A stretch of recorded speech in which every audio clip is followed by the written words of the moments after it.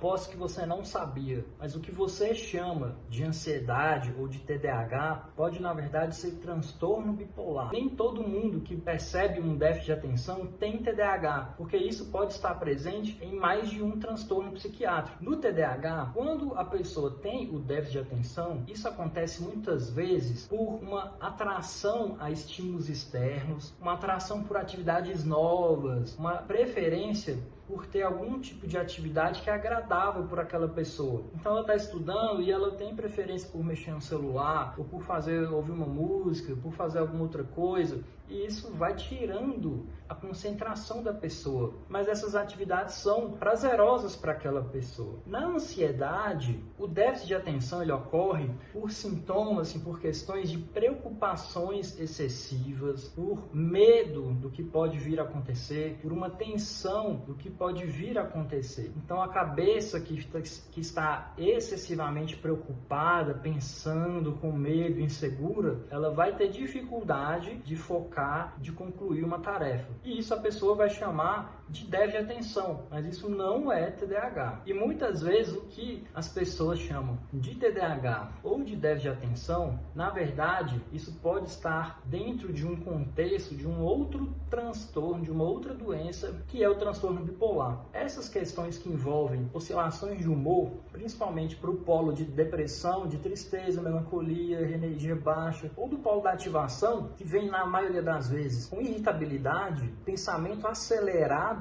o pensamento rápido na cabeça, isso não é do TDAH, porque na bipolaridade existem os sintomas de ativação cerebral que constituem pensamento acelerado ou aumento na quantidade do pensamento, a pessoa pensa demais, ela pode ficar mais falante, ela pode ficar mais impulsiva, e aí muita gente confunde com o TDAH, ela pode ficar bem mais irritada do que o normal dela, ou bem mais feliz, mais eufórica, mas isso é mais difícil, ela vai ter dificuldades de dormir, então muitas vezes a pessoa fica mais ligada à noite, mais acelerada à noite, mais distraída à noite, ou mais ansiosa à noite, fica ligada, fica agitada de noite, vai dormir muito tarde. Então tudo isso são sintomas que são muito mais característicos do transtorno bipolar. Um outro ponto que é muito importante e parece que ninguém se recorda é que o TDAH, ele por definição, gente, ele é um transtorno do neurodesenvolvimento. O que isso significa? Que ele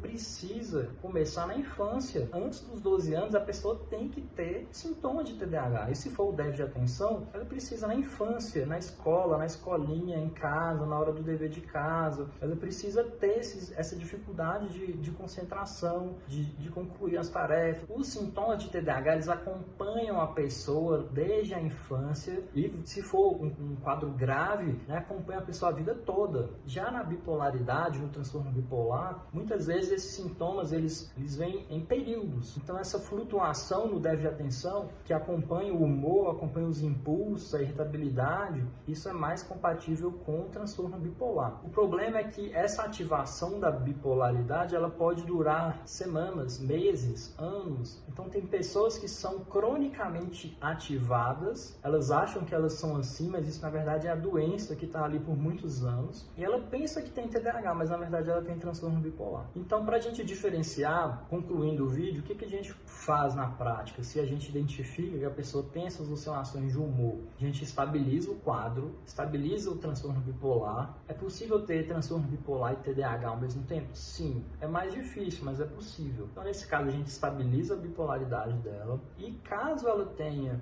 um TDAH associado, aí a gente consegue identificar com muito mais clareza, porque a gente isolou uma das variáveis. Se ela realmente tiver o TDAH, aí a gente trata. Mas o que muitas vezes acontece? O que ela chama de TDAH some, melhora, cura, né? Desaparece com o tratamento da bipolaridade, porque na verdade não era TDAH, era o transtorno bipolar que estava deixando a pessoa assim. Você tem esse tipo de sintoma? Deixa aqui nos comentários para a gente poder abrir essa conversa, né? É uma coisa que muito pouco se fala na internet.